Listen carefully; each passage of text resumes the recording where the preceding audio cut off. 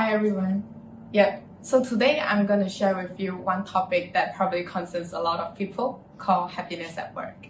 And it's discovering your true passions and purpose at work, the only way to embark on a journey to have a happy and fulfilling job. I started my early 20s committed to a belief that if I were unable to find out what is my true purpose and passion in life, I will not be able to have a happy and fulfilling job in the coming future. After reading a lot of self-help books or even watching a lot of motivational talks, for example.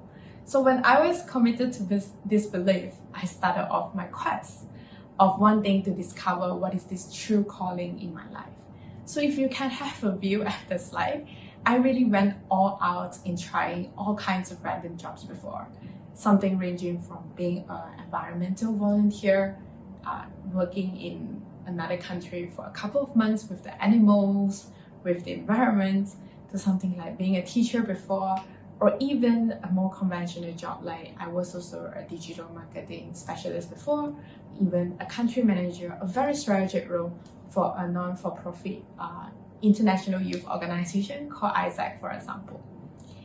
So after stepping my foot into all these kinds of different experiences in order to find out what is my true calling in life, something that I discovered was not really about, in the end, what is that true passions in my life, but instead it helps me to re-establish a whole new perspective, to look into this thing that defines happiness at work at a much bigger scale, with a much bigger map than what I used to have before.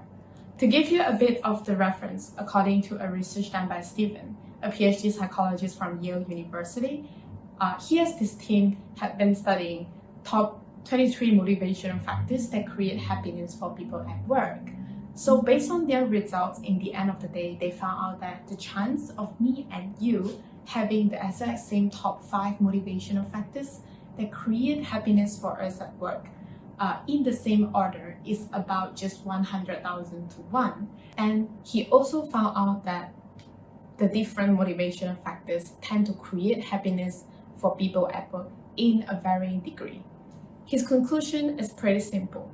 There simply isn't a one-size-fits-all solutions when we talk about happiness, because people are so complex and we're built in a way that we're really motivated by so many different things in life. And that kind of strikes me because it is pretty contrary with the belief that I held on to in the early 20s of my life, thinking that only by discovering my purpose and passions in life, I will be able to be truly happy at work. So don't get me wrong, I really am not someone who have truly achieved something big and fast in this world as a young person today, but I simply have something very genuine to share with you today, which I was truly, or still am, most of the time happy at my work. And bear in mind when I mention most of the time, but not all the time, which pretty much links to the main learnings that I have gained from all the experiences that I have acquired in the early 20s of my life, right? So reaching my late 20s, when I have stepped foot into many different kinds of job and experiences, a few of my best mates and my senior or my mentor came together after years of experiencing, mentoring youth, talking about career path. We tend to map out this whole map when we talk about happiness at work to look into the scale of a job in a much bigger perspective. And these are the top 6 areas that we discover what would impact happiness for people at work. So first is definitely still purpose, because it's still one of the foundational things we look into when we are talking about what drives people. But apart from that, if you look at second and third, leadership and personality, surprisingly, these two what many have mentioned to us that cause them to have an unfulfilling and unhappy work. For example, personality defines working styles of you and the people around you, how much do they complement each other. Leadership simply means the kind of leadership that you experience from your leader. Are you being led well? And the fourth, organizations. Are you working in an organization with a much flat structure where you get your voices and your opinions across more easily? Things are more fast-paced. Or do you work in a more bureaucratic place? How is the organizational structure? Do you receive enough welfare and support, etc.? And fifth, impact. What kind of contributions or impact do you see yourself creating to the organizations or the stakeholders or your work? And finally, skills. Are you being polished in the areas that you wanted to? Are you developing skills? Are your strengths being optimized, for example? So these 6 areas might sound very theoretical, but I would like to connect them with the real job experiences that I had before. And when I reflected back how I discovered apparently this path to a more happy and fulfilling job in life, right? So to have a view at the first job that I have had before, which is when I was a barista in Starbucks.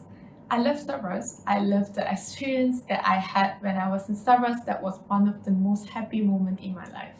But when I reflected back on that first job, surprisingly, I found out that it wasn't really fulfilling in every aspect and areas as well. The part that I really enjoyed the most was leadership, when I got a manager that really cared about me, when she was leading me, personality when I had amazing teammates, or even the kind of impact I'm creating for my customers by delivering the daily cup of happiness. But what doesn't work for me could also be the organization, because I was working in retail. That was not really something that I wanted to do for a long run, which caused my purpose to be quite misaligned. And also in my skills, because I don't really look forward to be like the best barista in the world, right? So second example is a very unique example when I was working as a freelance designer. For a very long time, I thought design is my passion, and I wanted to embark this journey of being a designer like many others. But surprisingly, this kind of became the shortest job that I've ever committed to, because I simply find myself unfulfilled in being a freelance designer. Why is that so? Because when I was doing that job, majority of the areas are not fulfilled apart from skill, which I love designing, and also organization, because I got the time to do everything that I want freely.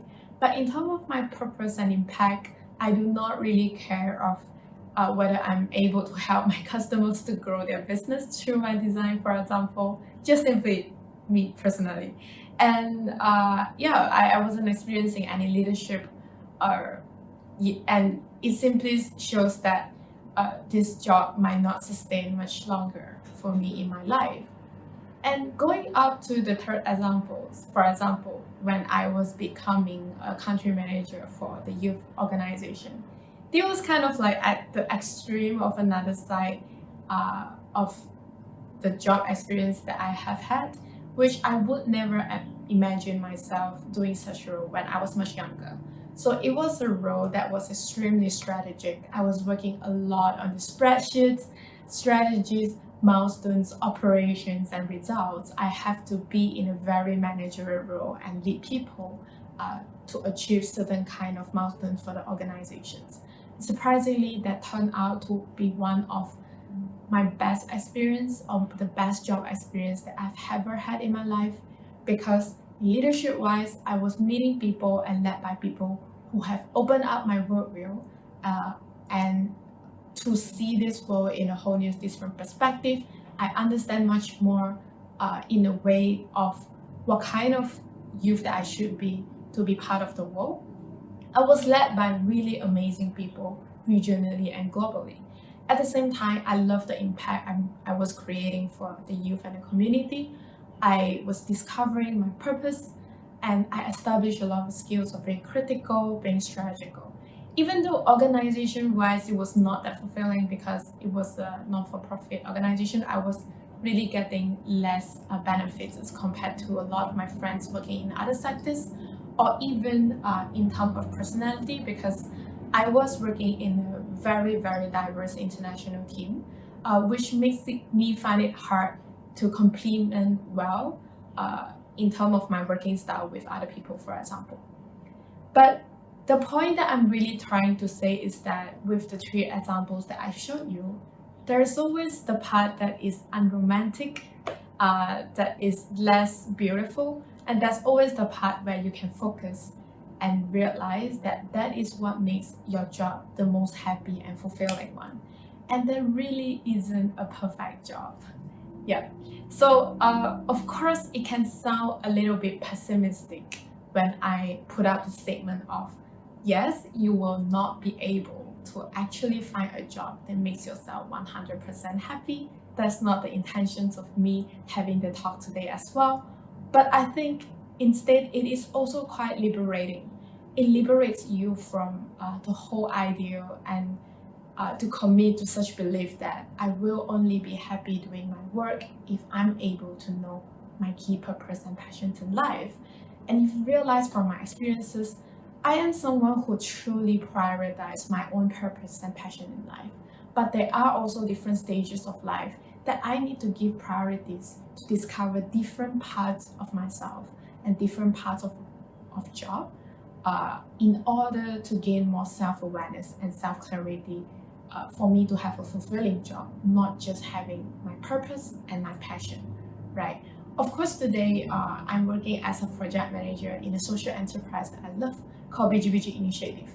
In my late 20s, if you realize, the time that I spent in my early 20s, I mostly spent on discovering leadership, personality, or even purpose of myself, because I simply think that those are the foundations that are more important for me to find out as a person, my values, my mindsets in the early stage of my life. And as I reach my late 20s, the things that I tend to realize is also maybe I should, when I already have a strong foundation in this area, that's when I can start having some discovering or prioritizing something in other areas like organizations, skills, or even impact in order for me to continue my career path. And hence, you will realize when you reach different stages of life, you will truly have different priorities. And your priorities will shift. And that's when each time when you embark on a new journey again, the important part is really to connect the dots based on all kinds of experiences that you have had before. For example, when I was looking at all kinds of job experiences or even different things that I've done before, each time when I had a reflections, I gained a new self-awareness and self-clarity in connecting the dots, understanding what works and what doesn't work for me, what's okay and what's not okay for me. For example, the kind of leader that can lead me well, what kind of profile they are, what kind of teammates I prefer to work myself to work with, what kind of impact do I really want to create in the world, for example. And when you get more thoughts and self-clarity, when you wanted to embark on a whole new journey again, the important part is understanding and having this clarity of what kind of expectations are you bringing yourself into. And each time when you finish your own experience, when you go back to the map again, when you recalibrate yourself, when you re-look into your experiences, and you gain the new dots in understanding who I am again, that's when you can start navigating through, start looking at your future, and start on a new adventure again. There simply isn't a perfect job that can really make you feel happy and fulfilled at work all the time. In the end of the day, if you could gain more self-clarity and self-awareness to get to know who you are, then you can be the one who starts creating more happiness at work for yourself.